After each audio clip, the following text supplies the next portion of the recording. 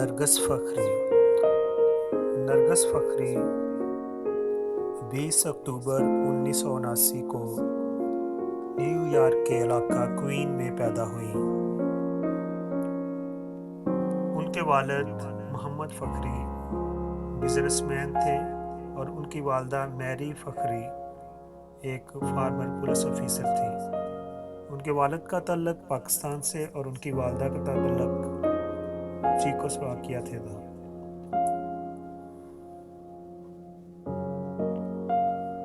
नरगस फ़खरी के वालिदैन के दरमियान तलाक हो चुकी थी। उनकी तलाक उस वक़्त हुई जब नरगस फ़खरी सिर्फ 6 साल की थीं।